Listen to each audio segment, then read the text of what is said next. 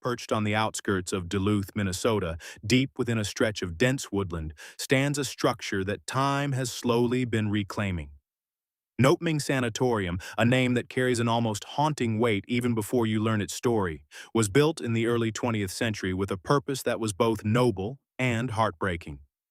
The word Nopeming itself comes from the Ojibwe language meaning out in the woods, and that description could not be more fitting for a place so isolated, so removed from the ordinary rhythms of daily life. When tuberculosis was tearing through American communities in the late 1800s and early 1900s, cities like Duluth were desperate for solutions. Tuberculosis, commonly known as consumption at the time, was a ruthless and relentless disease. It spread through the air, it filled lungs with fluid, and it killed slowly and painfully. Medical understanding of the disease was still developing, and one of the primary treatments prescribed by physicians was fresh air, rest, and isolation from the general population. Sanatoriums became the answer, and Nopeming became Duluth's answer. The complex opened in 1912, designed to house and treat patients who had been diagnosed with tuberculosis. The buildings were constructed with large windows and open porches, intentionally designed to maximize airflow and sunlight exposure, which were believed to aid in recovery. At its peak, Nopeming housed hundreds of patients at a time, many of whom arrived with little hope of ever returning home. For some, the sanatorium was the last place they would ever know. Decades of suffering, isolation, and death soaked into those walls, and that history is impossible to separate from what the location has become today.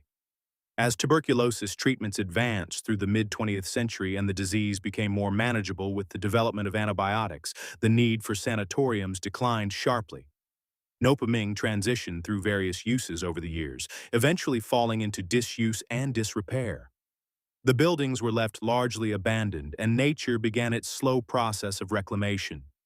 Vines crept up the brick walls, windows shattered, ceilings collapsed, and the corridors that once echoed with the coughs of the sick fell into a deep and unsettling silence.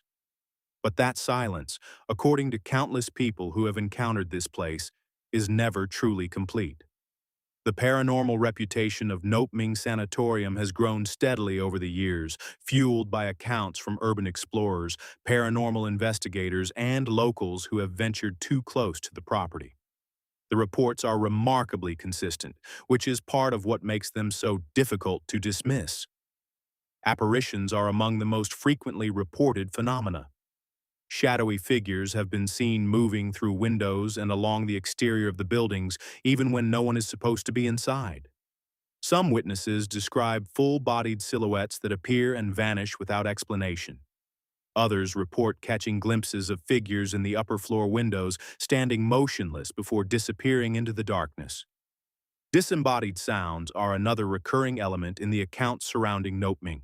Screams have been reported echoing from within the structure, sounds that carry the kind of raw anguish that is difficult to attribute to wind or settling architecture. Footsteps have been heard moving through empty hallways, slow and deliberate, as though someone is pacing the corridors they once walked in life. Some investigators claim to have recorded unexplained audio during their visits, capturing sounds that were not audible to the human ear at the time but revealed themselves clearly upon playback. The atmosphere of the location itself seems to contribute to the experiences people report. Even those who approach the property with skepticism often describe an overwhelming sense of being watched, a heaviness in the air that feels almost physical. Whether that sensation is the product of psychological suggestion or something more difficult to explain, it is a detail that appears again and again in the testimonies of those who have been drawn to this place. It is important to be absolutely clear about one thing. Nopeming Sanatorium is currently closed to the public, and trespassing on the property is illegal. The buildings themselves are structurally compromised after decades of neglect, making them genuinely dangerous to enter. Floors have given way, ceilings have collapsed, and the risk of serious injury is very real. Beyond the physical danger, entering the property without permission carries legal consequences that are not worth the risk.